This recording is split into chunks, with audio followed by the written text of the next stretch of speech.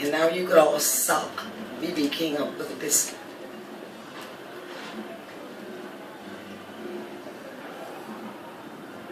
The answer to why it's so hard to make it in America. If you made us feel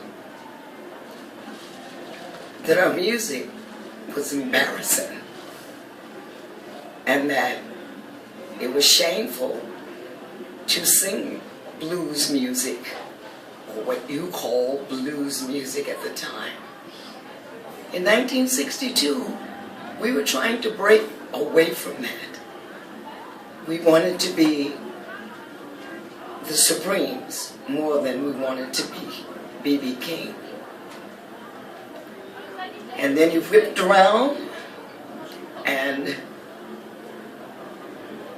the rock artists from here came to America and said that B.B. King, and now they're saying me, and before they said Tina Turner and whomever else, was just the bridges they came across on, just the greatest music in the world. But if you're trying to assimilate and trying to be the thing that's accepted, while Elvis Presley was trying to sound like us, we were trying to sell our music and sound like him. This is a real hard conversation for me to have, because at this point I'm supposed to feel like you all think that I'm wonderful.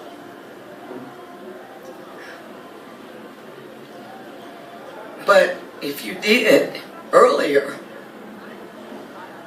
he wouldn't have been singing that song, and it wouldn't have taken me 50 years to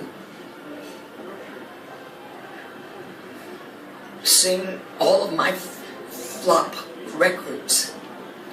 When I sing Heart of Gold now, the audience cries.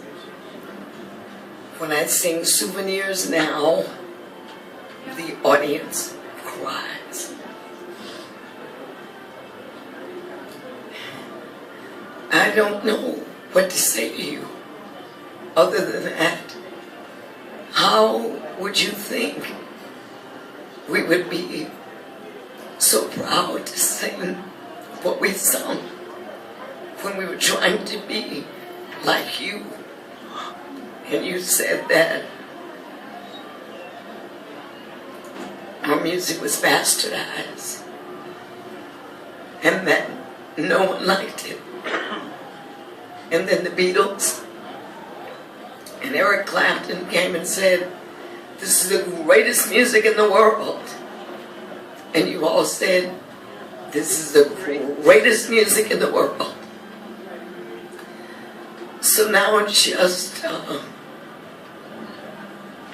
my agency trying to get me on a show with an Eric Clapton or Rolling Stones or a Who.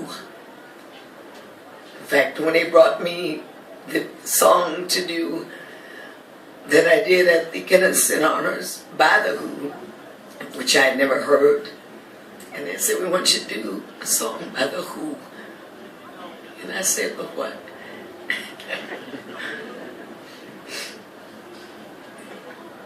I don't, while I certainly am grateful to be embraced by all of you now, I just want you to know that at one point you made us embarrassed of ourselves.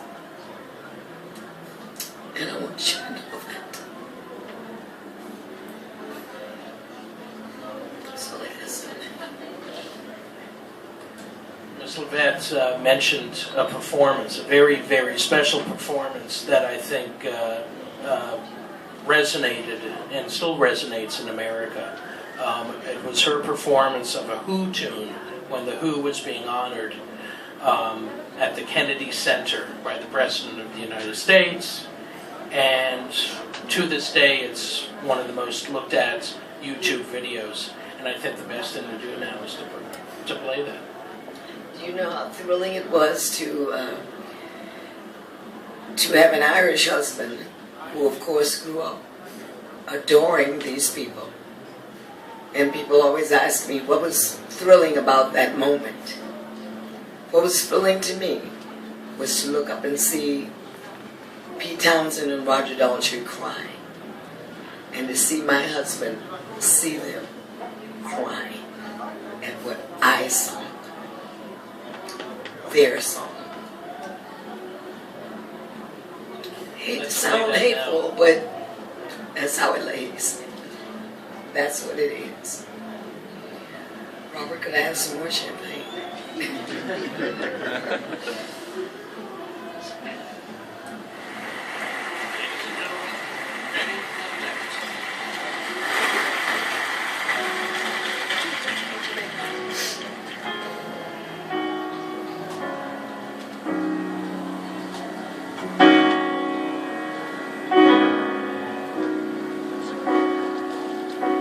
Only love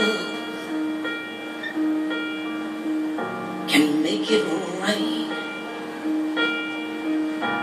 like when the beach is kissed by the sea. Only love can make it rain,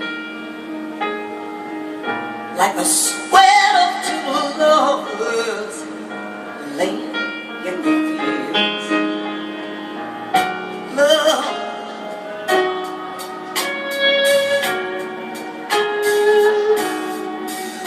rain all over me.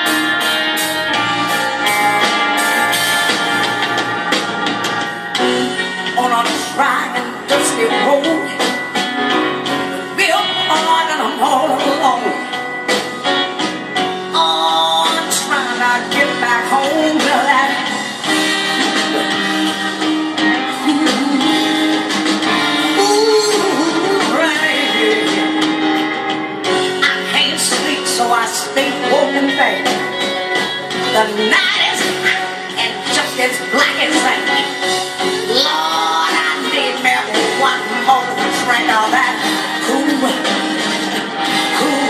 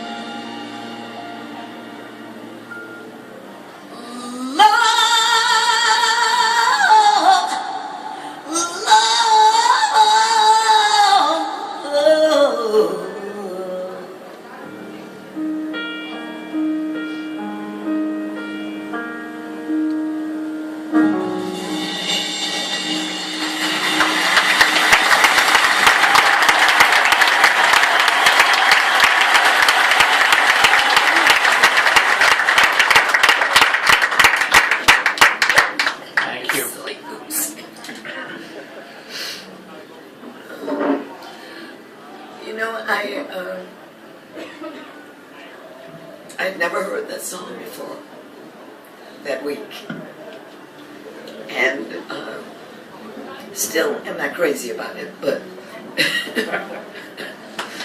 But I was just so thrilled at how it was received by people who absolutely worshipped the Who and who just discovered me.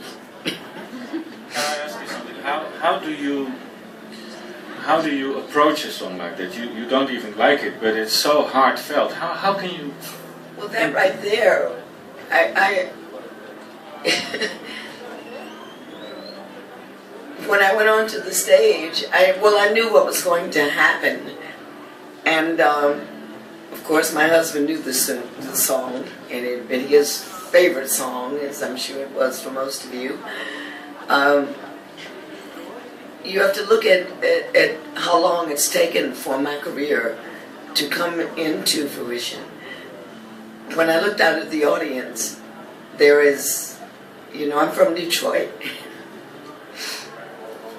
There's Aretha Franklin sitting here.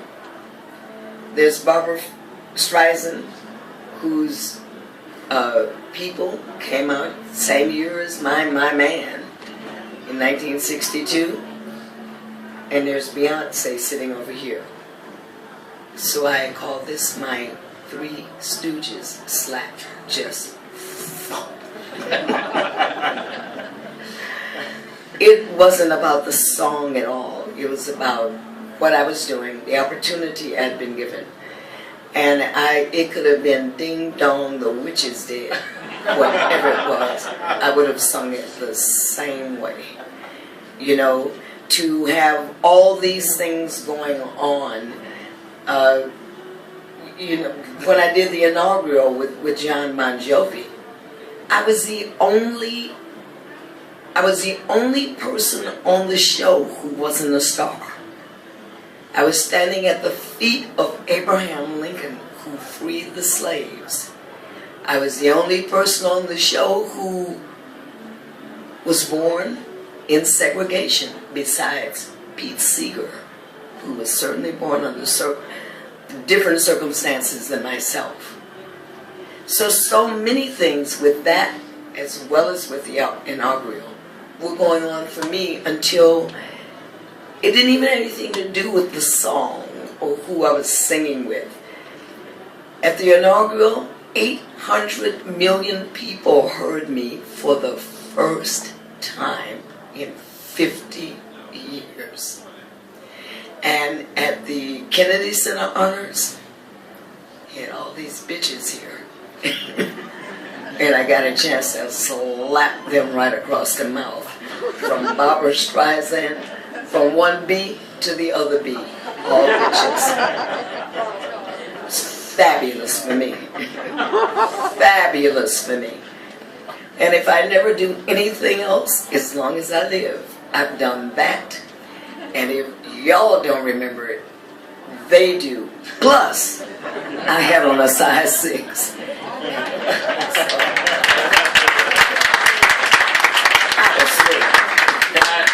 Can I ask you another question? The American author Elijah Wood wrote a book, How the Beatles Destroyed Rock and Roll, and it's about how the Beat generation took the whole concept of rock and roll and put it into a white British ladism kind of. So we take that B and just turn it to bitches cross the road again. So you agree on that view? No, I really do. I think that I have to go back to Elvis Presley. Because he did the same. I have to go back to Elvis Presley because no one was allowed white to adore a Jackie Wilson or Tim Taylor or any of that. It took Elvis Presley to take young white girls and make their parents let them look at him. There's no way in the world that Little Richard or James Brown could have been doing this here. Didn't they send the boy to jail?